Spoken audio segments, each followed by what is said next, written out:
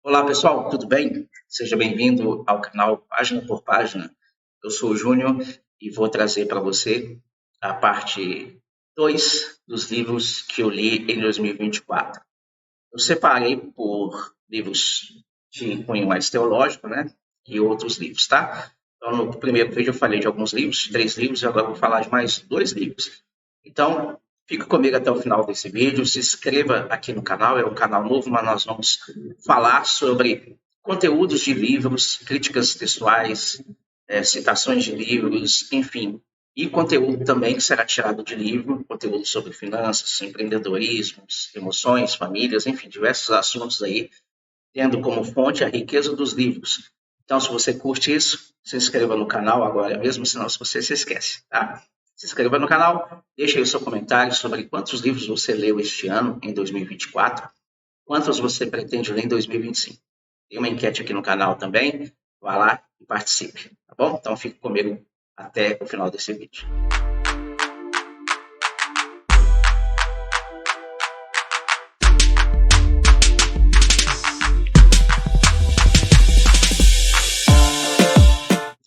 Então vamos lá, pessoal. O primeiro livro que eu quero falar para vocês é um livro maravilhoso. É o livro Igreja Família, do pastor Carlito Paes, da Igreja da Cidade. Vou falar um pouquinho desse livro. Esse livro ele foi publicado pela editora Inspire, a primeira edição dele em 2019. Já deve estar aí na terceira, com certeza, mas não sei se já fez a quarta edição dele. Tá? Até a página final, 443 páginas. Até a parte onde chega na bibliografia, são 443 páginas. É um livro de alta qualidade em termos de material, né? Capa dura, bonito e tudo mais. Além disso, esse livro conta a história de um movimento, né? De um movimento recente aqui no Brasil em termos de igreja, que é a Igreja com Propósito. Então, o livro ele conta a trajetória de crescimento da Igreja da Cidade, a PIB de São José dos Campos, o qual o pastor Carlito Paes é pastor, né? Lá ele aplicou a visão de crescimento saudável multidimensional, conhecida como a visão de igreja com propósito, vivendo os 5 propósitos. O pastor Calito também cuidou aqui do primeiro site, né, da primeira plataforma de auxílio a quem estava acompanhando a visão de igreja com propósito, chamava propósitos.com, acho que propósito.com, se não me engano. Então, o livro faz sentido, ele faz algum sentido para quem não está familiarizado com a visão, partindo do pressuposto ou partindo da visão de que o livro ele traz muitas ideias ministeriais. Então, é um livro teológico. Então, quem é membro de igreja, quem é pastor, quiser ler o livro, vai ver neste livro muitas ideias de trabalho, ideias de ministérios, ideias de visão de trabalhar com faixa etária e essas coisas todas, tá? Agora, ele fará muito mais sentido, ou fará sentido total, para quem conhece a fundo a visão de propósitos, para quem conhece a fundo a visão de uma igreja com propósitos, para quem já leu o livro Uma Vida com Propósito, Uma Igreja com Propósito, A Transição de Dan Surland, para quem já leu Uma Igreja Brasileira com Propósito, do próprio Carlito Paes. Então, para quem já leu todos esses livros, para quem já trabalha com essa visão na sua igreja, esse livro, então, vai fazer todo o sentido. Tá? Então, só que sobre propósitos, né? A história do Rick Warren, a história da igreja de Saddleback, o que é os propósitos, enfim, essas questões eu não vou entrar muito não, porque na verdade não é o conteúdo do livro falar sobre os propósitos, tá? Então isso eu vou soltar vídeos aqui no futuro tratando a fundo a questão dos propósitos da aplicação, mas eu vou falar aqui sobre a questão do livro. Então fique atento aí ao canal que você vai ver, vai ter outros materiais em termos de propósitos. O livro ele é dividido em 6 partes. Primeira parte, definindo a cultura da igreja. Segunda, definindo as bases. Terceiro, o alcance e o perfil. Quarto, definindo as estratégias. Quinto, uma força em movimento. E sexto, uma família em todos os lugares. Agora, o que é tratado nessas divisões, nessas 6 partes? A cultura da igreja fala sobre como é a igreja, né? Como é a vivência da igreja, como a igreja vive, como ela se comporta, né? O que é um hábito na vida da igreja. É a própria cultura dela, a cultura de um povo, a cultura do povo da igreja da cidade. Então, para que as pessoas entendam como é a igreja da cidade. Então, fala sobre a cultura da igreja. E parte integrante de um trabalho voltado com propósitos, né, para uma igreja com propósitos, é você descobrir e deixar muito claro qual é a cultura da sua igreja, para que qualquer pessoa que entre nela, ou que venha de outras igrejas ou por batismo, saiba onde estão entrando, saiba qual é a cultura daquele povo. Tá? Segunda parte, a visão de equilíbrio nos propósitos. Então, ele fala sobre, um breve resumo, ele não vai entrar a fundo nessas questões, mas ele fala sobre a base da igreja, que é a vivência nos propósitos, né, o cumprimento dos 5 propósitos: adoração, serviço, comunhão, evangelismo e discipulado, como sendo uma base. A outra base é um equilíbrio entre grandes celebrações e pequenos grupos. Então, os 5 propósitos, eles dão a base para as grandes celebrações e para os pequenos grupos. Então, os propósitos são o fator motivacional, né? A força propulsora da igreja. E as ferramentas são as grandes celebrações e os pequenos grupos. Hoje se chamam grupos das cidades. A próxima parte fala das bases, fala sobre a questão da contextualização, que é muito importante. Ele fala sobre a importância da igreja ser contextualizada. E aí me lembra muito a passagem de Atos que diz que Davi serviu aos propósitos de Deus na sua geração. A igreja precisa aprender a se contextualizar. Muitas pessoas têm medo disso porque acham que vão perder a essência. Não se perde a essência. A mensagem de Deus é de geração em geração. Mas a maneira precisa ser contextualizada.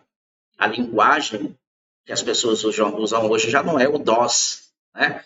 Então, a forma, ela precisa ser contextualizada. A mensagem precisa fazer e ter um impacto na vida das pessoas hoje. O modo de vida tem que ser compreendido à luz da cultura de hoje. Ele fala sobre contextualização, celebrações, pequenos grupos de mensagens, de testemunho, enfim. Ele fala da força do discipulado, que é a força que dá o impulso de crescimento saudável. Uma igreja que não pratica o discipulado, ela não consegue dar esse up, né, e ter um crescimento multidimensional de forma saudável. E o discipulado, ele parte desde a liderança até o mais novo membro, né, aquela pessoa que está chegando. Então, há uma força muito importante no discipulado e o pastor Carlito, ele aborda isso no livro. Tá? Além do discipulado, ele fala sobre a questão do serviço e voluntariado e do evangelismo dinâmico. Essas são as questões que ele trata nessa parte das bases. Quando fala sobre alcance, qual é o alcance do ministério da cidade e qual deve ser o alcance de uma igreja com propósitos, é bem claro como o trabalho é feito de acordo com cada faixa etária. No livro Uma Igreja com Propósitos Brasileira, não nesse livro, se não me engano, mas Uma Igreja com Propósitos Brasileira, ele fala sobre a matriz 5x5, 5 propósitos, trabalhando em conjunto com as 5 faixas etárias. Quando fala da questão das estratégias, ele fala muito sobre o uso de uma comunicação efetiva. Nós estamos na era de uma comunicação muito diferente de como era feita a comunicação há 20 anos atrás. Então, a igreja precisa evoluir, ela precisa se contextualizar, ela precisa se aprimorar, ela precisa melhorar. Então, a comunicação, a administração de uma igreja, a expansão, eventos, tudo isso precisa ser trabalhado com visão em alcançar os propósitos para o qual a igreja existe. Tudo isso você vai ver exemplos de ferramentas, exemplos de modos operantes que ele aplicou, né, e que a sua equipe aplica na igreja da cidade, que deram muito certo. Muitas delas podem inspirar você no seu ministério. Sobre a força em movimento, ele dá uma ênfase na questão de formação de novos líderes e na cultura do sobrenatural. A questão de formação de novos líderes é muito importante, e ele trata sobre isso aí no finalzinho também. Eu vou falar um pouquinho sobre isso aí, tá? E a cultura do sobrenatural também é algo importante. Por mais que pareça paradoxo, mas existe muitas igrejas que amam a palavra de Deus, amam a Deus no sentido sentimental, né? Devocional, digamos assim, mas não acreditam em milagres, não acreditam em direção de Deus, não acreditam em mover do Espírito, em direção do Espírito, em operação do Espírito Santo, enfim. A cultura do sobrenatural, ela vem quebrar alguns paradigmas aí, e é algo que deve levar as pessoas a refletirem também sobre como anda a sua vida ministerial em termos de cultura do sobrenatural. E ele vai falar no final sobre os pequenos grupos, os pequenos grupos que algumas igrejas chamam de IG, célula, né, célula apostólica, como já foi lá na igreja da cidade, e hoje chama-se grupos da cidade. Ele vai falar sobre isso, sobre como é formada uma rede de pastoreio mútuo, né, sobre o uso de ferramentas como igreja online, células online e tudo mais. E ele vai concluir o livro falando sobre a liderança como chave para o futuro da igreja. Então, esse é um resumo aí do livro Igreja Família. Bom, a minha palavra pessoal sobre esse livro é um livro inspirador. Né? Agora, o próprio Carlinhos Paes, não somente nesse livro, mas em todos os livros dele, ele deixa muito claro, e também na ferramenta chamada Rede Inspire, né, uma ferramenta de auxílio às igrejas, ele deixa muito claro que o propósito não é copiar e colar, é adaptar, é ser uma inspiração para o trabalho de pequenas e grandes igrejas. É desafiador o livro, porque ele também quebra certos conceitos e tem práticas muito simples, né? Que são desafiados, que nós somos desafiados a rever, certo? Por exemplo, como a gente trata um visitante na igreja, né? Como é a contextualização. Tem muitas igrejas que ainda usam boletim, nada contra o boletim, que eu também uso na minha, mas uma linguagem do século XV, oração imprecatória, não sei o que lá, e pai, as pessoas não entendem bulufas quando entram na igreja. E a questão da divisão, da dinâmica do culto, muitas vezes o não crente ele não entende. A igreja da cidade, como a igreja com propósitos de maneira geral, ela tem um olhar carinhoso para as pessoas que ainda não estão no meio evangélico, né? Não foram batizadas, estão num caminho de conhecimento de Cristo e da família de Cristo, que é a igreja. Então é desafiador, porque desafia certos conceitos e preconceitos como esse aí. O livro também traz uma clareza de visão. Por exemplo, se você pegar o livro do Rick Warren, você vai ver Igreja com Propósito, um livro extremamente inspirador, mas como você vê que ele aplica os propósitos ali, você tenta aplicar na sua igreja, você vê muita dificuldade de como fazer. Então, esse livro ele traz uma clareza que outros livros não tratam. O livro chamado A Transição, por exemplo, ele fala mais sobre como você implementar nos bastidores essas questões, né? Como você tratar as pessoas-chave que vão te ajudar a implementar a visão de propósitos, mas ele não fala na prática de ministério como vai ser. Tá? Então, ele traz uma clareza de visão, essa é a minha nota pessoal. Ele faz também um retorno às origens, né, sobre a formação de uma liderança que compartilha a mesma visão e a mesma missão. Na verdade, quando se trata de igreja evangélica, tradicional, histórica, seja lá qual for, a visão de liderança ela não é lá muito bíblica, né? A visão de liderança bíblica na igreja, se você pega as cartas do Novo Testamento, cartas de Paulo e as outras cartas, e você vai ver que é um relato de que na igreja, ou nas igrejas, havia pastores no plural, e a visão de muitas igrejas aqui é que tem um só pastor. E esse um só pastor acaba tendo medo de dividir o púlpito, de dividir poder e etc. Então é um retorno às origens. A igreja da cidade tem, nem sei quantos pastores mais tem. Acredito que a base da liderança, né, sejam 3 ou 6 casais, se não me engano, tá? Mas é um retorno à origem. Outra coisa é a formação de pastores na própria igreja. Isso é sensacional, é uma visão que eu defendo também. Primeiro, porque ele conhece a realidade dos membros, a história da igreja, a história do bairro, a história do caminhar da igreja. Segundo, ele já caminha na mesma visão da igreja há muito tempo. A visão de muitas igrejas hoje é mandar uma pessoa que vem de seminário, forma, faz um concílio lá e acha que já é pastor e vai embora. Né? Vai embora. E a formação de pastores na própria igreja ela tem um diferencial muito impactante, que é o quê? Ele é formado cuidando de gente. Seminário, vai me desculpar quem gosta de seminário, mas seminário não cuida de gente. Seminário aprende teologia e olha lá. Né? Em alguns seminários que são confessionais, é muito clara que a visão não é formar pastores, é formar militantes da sua denominação. Então, o livro ele fala sobre formação de pastores na própria igreja. E é uma visão que eu defendo. Né? E a igreja que eu pastorei, a gente luta para isso, para um dia ter pastores formados na própria igreja. Então, em resumo, é um livro que toda liderança deveria ler. Toda liderança deveria ler com muito carinho, deveria avaliar, deveria anotar pontos importantes e fazer um retrato da própria igreja à luz do que é ensinado e ver como eles podem adaptar e melhorar algumas coisas. Sempre pensando no princípio de inspiração, não de copia e cola. Então, pessoal, o próximo livro que eu quero falar para você, livro chamado A Alma do Pastor, o Caráter Aperfeiçoado pelos Conflitos. Na verdade, uma coleção de livros, né, de Gary Preston, da editora Vida. São livros pequenos, né? Esse aqui tem 80 páginas, você lê numa tacada, tá? Então, é um livro de Gary Preston, da editora Vida. Qual é o resumo desse livro?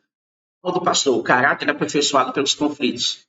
O livro trata de desafios ministeriais destacados, como conflitos que podem ser usados como aperfeiçoamento do caráter e da vida espiritual do pastor. O livro traz relatos do próprio autor sobre os conflitos que ele viveu. Então, ele usa alguns, na base dos títulos, por exemplo, alguns ilustrativos, né, como Jogar Machucado, Anjo da Turbulência, e outros títulos mais práticos, mais diretos, voltados para aspectos emocionais e com uma linguagem de fácil compreensão.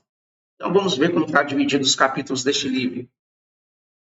Ele fala sobre ser expulso, que na verdade foi o que aconteceu com ele em termos de igreja, né? Ele fala ali sobre como ele perdeu o trabalho, né? o ministério dele.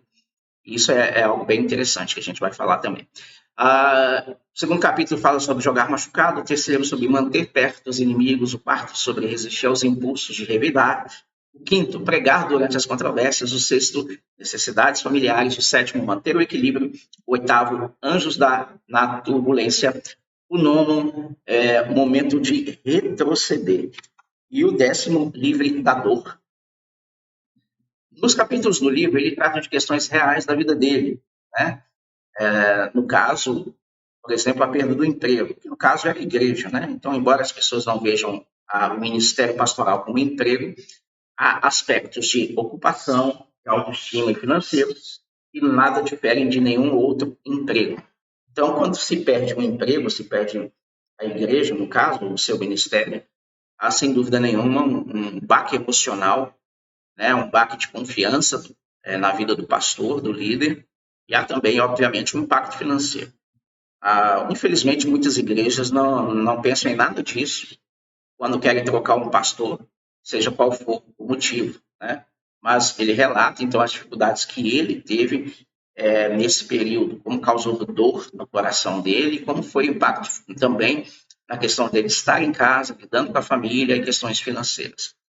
Então, o fato dele estar sem trabalho levou ele a estar atento ao que poderia aprender com a situação, né? Porque a partir dali ele viveria experiências novas, de estar pregando, por exemplo, em uma igreja sem estar pastoreando uma. Então, ele pôde também focar um pouco mais no relacionamento com a família, redescobrir o seu ministério, reavaliar, e ainda que estivesse ferido de alma, ele conseguiu fazer algumas partidas na sua vida. Eu experimentei isso também quando a gente deixa o ministério, você passa por um período de emoções muito complicadas. Você tem o primeiro momento ali de autoestima abalado sobre se você tem chamado ou não, se você tem capacidade ou não.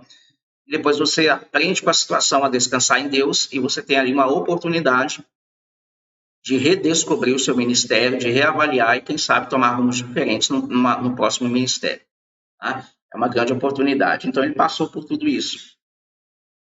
Compartilha muitas experiências pessoais no livro, né? E assim como o respaldo, né, que ele teve nessas experiências pessoais, o respaldo que ele encontrou na palavra de Deus e no consolo que vem do Espírito Santo. Então, uma vida com Deus, ela segue o pastor e segue qualquer pessoa. Se você tem vida com Deus, sai de uma igreja, você continua com uma vida com Deus que vai te fazer forte e vai fazer a diferença na sua vida.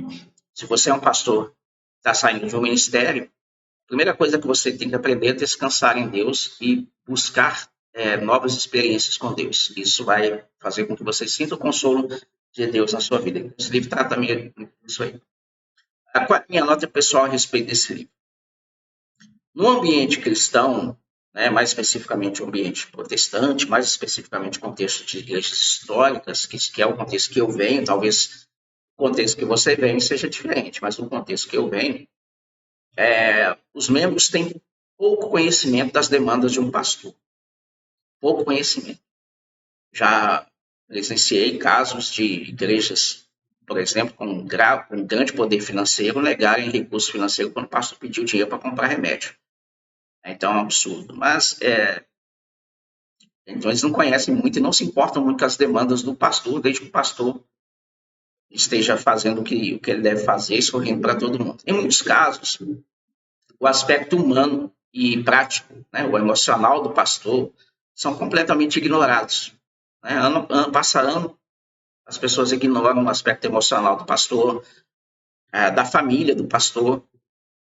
Há um tratamento muito ruim com filhos de pastor, com esposa de pastor.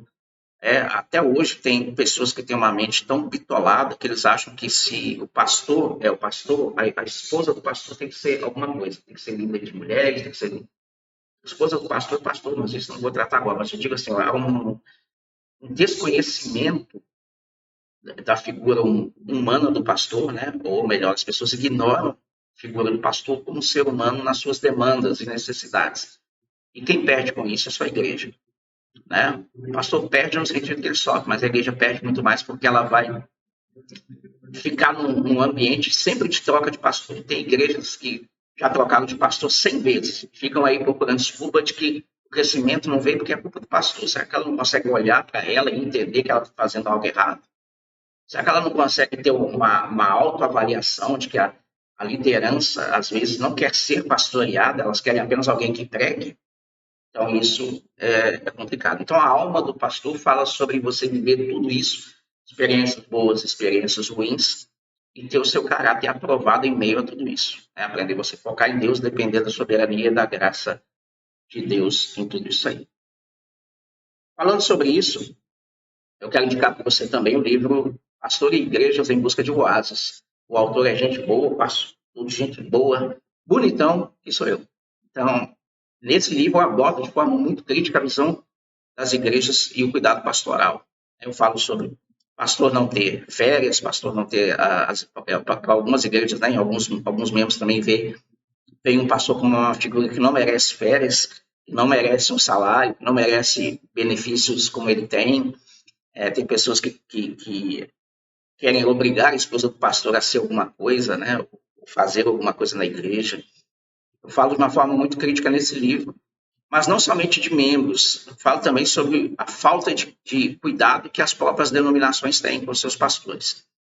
O pastor precisa muito mais do que uma parceriazinha para pagar apenas R$20 numa consulta de oftalmologista. Né? Pastores não têm plano de crescimento, não têm plano de aposentadoria, não têm piso, não têm direitos, e fica aí essas guerrinhas aí denominacionais de pessoas mimadinhas, cada um olhando para o seu próprio umbigo, né? Então é isso aí. Mas isso é uma visão minha, tá, gente? Respeito a visão de todo mundo. Se você acha que está tudo bem na sua denominação, glória a Deus por isso. Se você é um pastor e acha que está bem, que tem um suporte maravilhoso, bom para você. Fico feliz, né? Mas aqui a gente coloca essas questões aí. Eu escrevi esse livro baseado nessas experiências aí, tá? Então, se você quer comprar esse livro, vou te dar depois na descrição aqui como você pode adquirir esse livro aí, tá bom? Bom, pessoal, é isso aí. Bom, pessoal, é isso aí. Eu encerrei aí a parte 1 dos livros teológicos que eu li durante o ano. Então, se não me engano, eu li 5 livros teológicos. E li outros lá. Eu acho que eu li mais um. Mas, enfim. Então, separei 3 livros no início, mas esses 2 aqui agora, indico para você todos os 2, uma igreja família e a coleção Alma do Pastor. Tá? Nos próximos vídeos eu vou falar sobre outros livros que eu li, o que eu aprendi com eles. Né? Livros que falam de finanças, livros que falam de empreendedorismo e outros assuntos. E vou trazer mais assuntos direcionados aqui no canal também. Então, se você ficou até o final desse vídeo, meu muito obrigado. E eu quero pedir para você, dá uma conferida aí agora. Se você já se inscreveu no canal ou não. Se você ainda não tiver inscrito no canal, se inscreva agora mesmo, beleza? E vamos transformar vidas das pessoas, vamos transformar a nossa própria vida com poder e com os ensinos que há nos livros, página por página. Grande abraço.